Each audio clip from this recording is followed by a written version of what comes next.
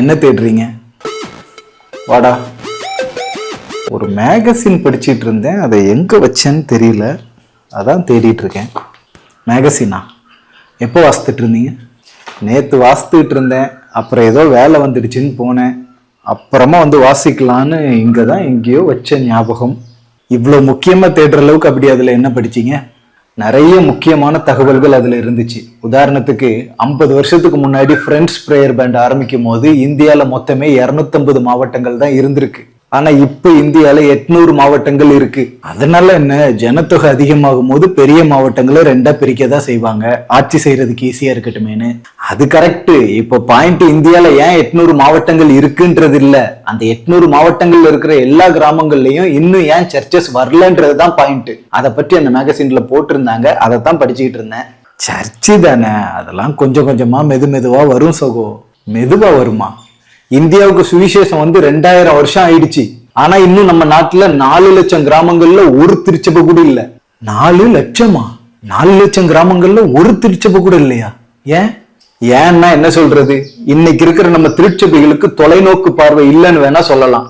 இன்னைக்கு இந்தியால 4 லட்சம் திருச்சபைகள் குறைஞ்சபட்சம் இருக்குன்னு சொல்றாங்க. அப்போ நம்மகிட்ட 4 லட்சம் திருச்சபைகள் இருக்கு, இன்னும் 4 லட்சம் திருச்சபைகள் வர வேண்டிய இருக்கு. அப்படி பார்த்தா ஒரு பெரிய திருச்சபை சபையே இல்லாத ஒரு கிராமத்துல ஒரு சின்ன திருச்சபையை கட்டி கொடுப்பேன்னு முடிவெடுத்தாலே போதும், இன்னும் சில வருடங்கள்ல இந்தியால எல்லா கிராமங்கள்லயும் திருச்சபைகள் வந்துடும். ஆனா அதை செய்யறதுக்கு வேண்டிய மனசும் தரிசனமும் இன்றைய திருச்சபைகளுக்கு வேணும்ல, அது இல்ல. இதெல்லாம் மிகப்பெரிய நிர்விசாரம் சகோ. ஆமா, நிர்விசாரம் சொல்லலாம், அறியாமைன்னு சொல்லலாம், சுயநலம்னு சொல்லலாம். ஆனா இன்னைக்கு 90% திருச்சபைகள் தனக்கு வர்ற வருமானத்தை தான் திருச்சபைக்குனே செலவு பண்ணிடுறாங்க. அதுதான் உண்மை. ரொம்ப கஷ்டம்.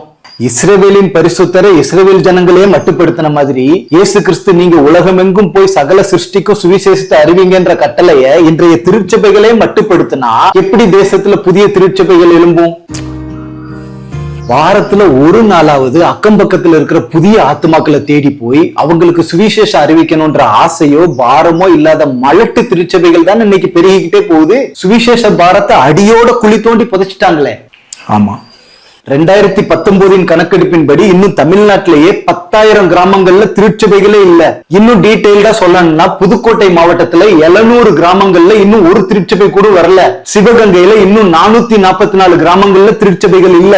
விழுப்புரத்துல இன்னும் 608 கிராமங்கள்ல சபைகளே கிடையாது. தூத்துக்குடியில இன்னும் 220 கிராமங்கள்ல திருச்சபைகளே கிடையாது. இதுதான் நம்ம தமிழ்நாட்டினுடைய அவலம்.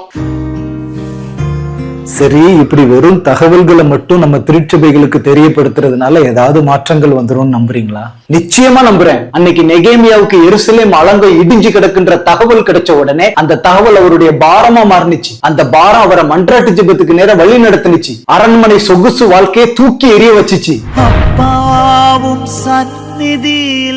அலங்கத்தை கட்டுறதுக்கு தேவையான ஆட்களையும் தேவையான சத்துவத்தையும் அவர் மன்றாட தேவனே கூட நின்று ஏற்படுத்தி கொடுத்தாரு. அதோட விளைவு 150 வருஷமா இடிஞ்சு கிடந்த அலங்கத்தை வெறும் 52 நாள்ல கட்டி முடிச்சார் நெகேமியா. சோதம் குமரா அழிக்கப்பட போகுதுன்ற தகவலை கேட்ட உடனே ஆபிரகாம் தேவன்ட்ட மன்றாடலையா? என்னப்பா, மோசே தன் சொந்த ஜனங்கள் கஷ்டப்படுறத பார்த்து பாரப்பட்டார்ல, அதன் விளைவா தரிசனம் பிறந்துச்சுல்ல. இயேசு திரளான ஜனங்கள் மேய்ப்பில்லாத ஆடுகளை போல அலைந்து திரிகிறத பார்த்து அவங்களுக்காக பாரப்பட்டார்ல, மனதுருகினார்ல.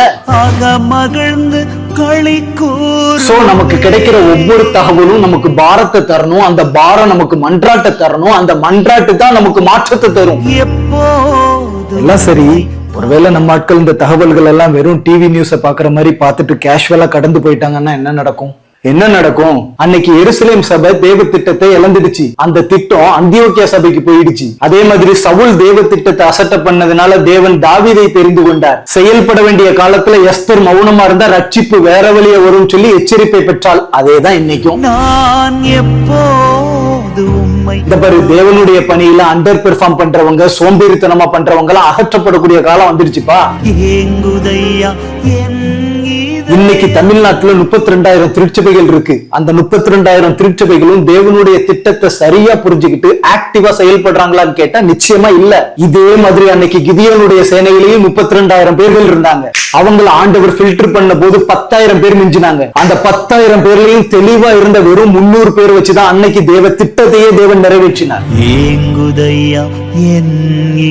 அதே மாதிரி தமிழ்நாட்டுல இருக்கிற 32,000 திருச்சபைகள்ல வெறும் 300 திருச்சபைகள் தேவ திட்டம் நிறைவேற தன்னை ஒப்பு கொடுத்தாலே போதும், தேவன் இந்த தேசத்துல பெரிய காரியத்தை செஞ்சு முடிச்சிருவார்.